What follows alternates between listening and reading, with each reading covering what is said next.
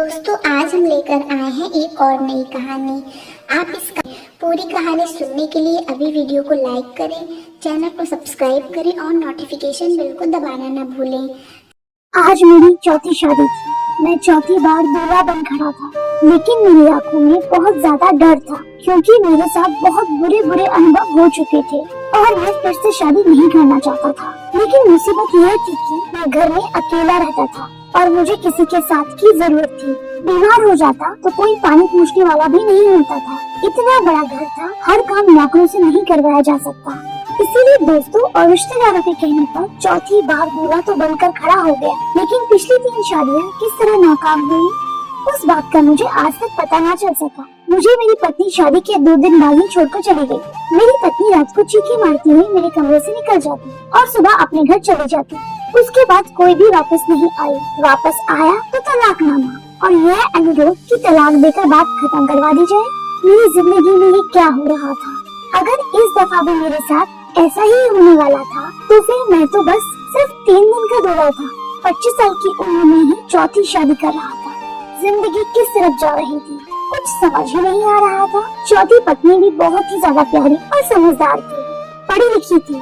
मैंने सोचा कि पढ़ी लिखी लड़कियां तो वैसे ही बहुत तेज होती हैं, उनके पास हर सवाल का जवाब होता है। पता नहीं वह मेरे साथ क्या क्या करेगी या पता नहीं मैं इसके साथ क्या क्या करूँगा। क्या वो भी मुझे छोड़कर भाग जाएगी या फिर समझदारी से मेरा साथ निभाएगी। डॉक्टर के पास भी गया था। डॉक्टर ने कहा सब कुछ ठीक है, तुम्हारे साथ तो कोई भी मसला नहीं है। फिर मेरी पत्नी मेरे पास 2 दिन से ज्यादा क्यों नहीं रहती? यही सब सोचते सोचते मैं अपनी नई नवेली दुल्हन के कमरे में चला गया। मगर जब घूंघट उठाया तो उसका चेहरा देखकर मेरे होश उड़ गए। उसकी आंखों में आंसू थे, वह मुझे कुछ परेशान नजर आ रही थी। मैंने कहा कि क्या बात है, परेशान तो मुझे होना चाहिए।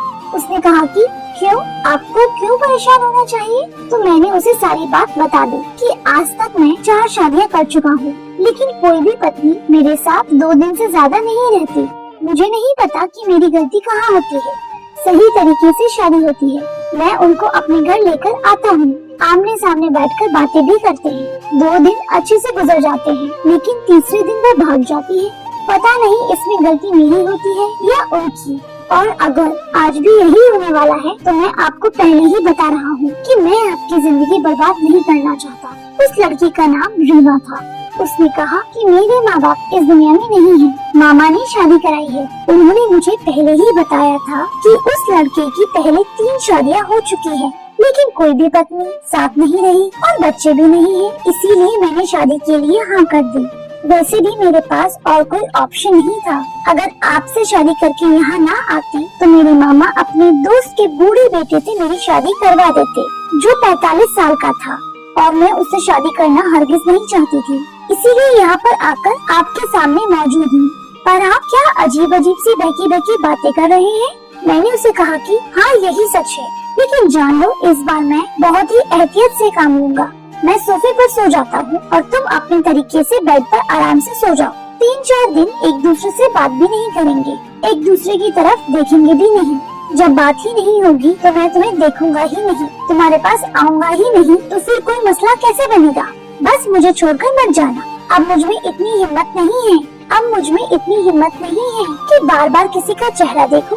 मुझे तुम अच्छी लगी हो, तुम समझदार लगती हो, बस तुम ही मेरे साथ रह जाओ। मेरी पत्नी ने कहा कि मैं समझदार हूँ और मेरे पास वापस जाने का कोई रास्ता भी नहीं है। मैं पूरी कोशिश करूँगी कि मैं इस रिश्ते को निभा सकूं। ऐसा नहीं होगा कि छोटी सी बात के लिए मैं आपको छोड़कर चली जाऊँ। उसने मुझे कहा कि ऊपर वाले का नाम लेकर अपनी जिंदगी की शुरुआत करते हैं, कुछ नहीं होगा, सब अच्छा होगा। अगर हम एक दूसरे की किस्मत में लिखे हैं तो फिर कुछ गलत हो ही नहीं सकता। मैंने ये सब तो किया, लेकिन फिर भी अपनी पत्नी से कहा कि मैं सोफे पर जाकर ही सोऊंगा, क्योंकि मुझे पहले ही 3 पत्नियां छोड़कर जा चुकी हैं। पहले मुझे लोगों ने कहा कि वह तीनों गलत थी, उनका कोई चक्कर होगा, वह तुम्हें पसंद नहीं करती होंगी, उन्होंने तुमसे तुम्हारी दौलत के लिए शादी की होगी। इस तरह की बातें मुझे बताई गयी। लेकिन जब तीसरी पत्नी गयी तो उसके बाद मुझे ऐसा लगता है कि गलती मेरी ही है, क्योंकि 3 दिन के बाद पत्नी चीखें मारती हुई मेरे कमरे से बाहर निकल जाती है और उसके बाद मुझे नजर ही नहीं आती। मेरी पत्नी भी थोड़ी सी डरी हुई लग रही थी, लेकिन उससे ज्यादा मैं खुद डरा हुआ था। मुझे तो शादी नाम के शब्द से ही अब डर लगने लगा था। मैं जाकर सोफे पर सो गया। 3 दिन तक अपनी पत्नी के साथ इसी तरह पेश आया कि जैसे उसे जानता ही नहीं है। बार बार वो मुझे बुलाती, उसे कोई काम होता तो मुझसे ही पूछती। उस बेचारी को क्या पता था इस घर की कौन सी चीज कहाँ पड़ी है। लेकिन मैंने उससे कहा कि तुम मुझसे बात भी ना करो, मुझसे दूरी बनाए रखो, बस 3 दिन गुजर जाने दो। मेरी पत्नी भी थोड़ी सी मुझसे तंग आ गई, लेकिन खैर ये 3 दिन भी गुजर गए। मगर तीसरे दिन की रात ही कुछ ऐसा हुआ कि मैं हैरान रह गया। मैं सो रहा था तो किसी ने मेरे कंधे पर अपने हाथ का दबाव डाला, तो मैं हड़बड़ाकर उठ बैठा और सामने का मंजर देखकर उछल पड़ा। वह मेरी पत्नी थी। मैंने कहा कि क्या हो गया, छोड़कर जा रही हो, मुझे जाने से पहले जगा रही हो, क्या तुम मुझे छोड़कर चली जाओगी? क्या गलती हो गई मुझसे इस बार? मैंने तो कुछ किया भी नहीं है। मैंने अपनी पत्नी को गौर से देखा, एक जख्म लगा हुआ था। मैंने कहा कि क्या हुआ है तुम्हें, किसने किया है ये तुम्हारे साथ? मैंने किया है क्या, इसीलिए तुम मुझे छोड़कर जा रही हो? मैंने एक सांस में सब कुछ बोल दिया। जब मेरी पत्नी ने मेरा हाथ पकड़ा और कहा कि पहली बात यह है कि मैं आपको छोड़कर नहीं जा रही हूँ, और दूसरी बात यह है कि मुझे पता चल गया है कि आपके साथ मामला क्या है और आपकी पत्नियां आपकी वजह से ही आपको छोड़कर गई हैं। लेकिन मैं नहीं जाऊंगी, मेरे साथ आइए, मैं आपको कुछ दिखाना चाहती हूँ।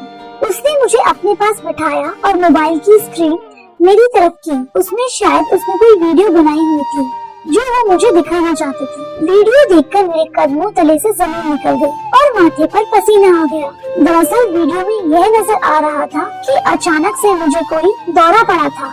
मैं पागलों की तरह चीजें उठा उठा कर फेंक रहा था और फिर अपनी पत्नी का पीछा करने लगता।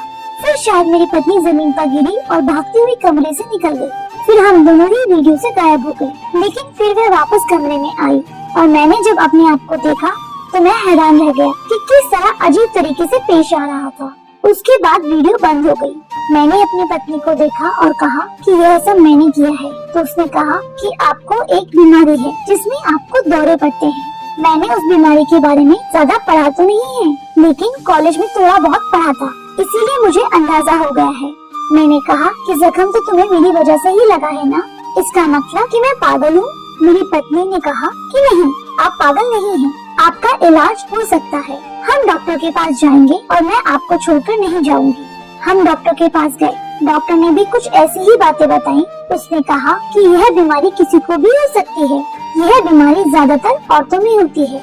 इसका नाम हिस्टीरिया है, लेकिन यह मर्दों को भी हो जाती है, आपको भी है, और इसकी कोई वजह नहीं होती। अपने दिमाग में अच्छी बातें सोचें, हम आपको दवाई देंगे। अपनी पत्नी के साथ रहें, आपको मोहब्बत की जरूरत है और आप बिल्कुल ठीक हो जाएंगे। और ऐसा ही हुआ। मेरी पत्नी ने मेरा ख्याल रखा। अक्सर उसको जख्म लगे हुए होते क्योंकि मुझे दौरे पड़ते थे और मैं सुबह यह सब भूल जाता था, लेकिन फिर भी मेरी पत्नी ने मेरा साथ निभाया और प्यार, मोहब्बत और सेवा से मुझे बिल्कुल ठीक कर दिया। और फिर काफी अर्सा गुजर गया कि मुझे कोई दौरा नहीं पड़ा। उसके बाद हम लोगों ने भी नॉर्मल लोगों की तरह रहना शुरू कर दिया। दरअसल मुझे वाकई इतने खतरनाक दौरे पड़ते थे कि मेरी आवाज भी बदल जाती थी और मैं बिल्कुल पागल हो जाता था और सामने वाले पर हमला कर देता था। लेकिन मेरी यह वाली पत्नी इतनी समझदार थी, जिसने सब कुछ बर्दाश्त किया, इसीलिए यह सब आसान नहीं था। वो मेरे लिए बहुत परेशान रहती थी, लेकिन ठीक होने के बाद मैंने उसको अपने दिल और अपने घर की मालकिन बना कर रखा और इतनी खुशियाँ देने का इरादा किया कि वो सब भूल जाए, क्योंकि वह वाकई खुशियों की हकदार थी। धन्यवाद दोस्तों।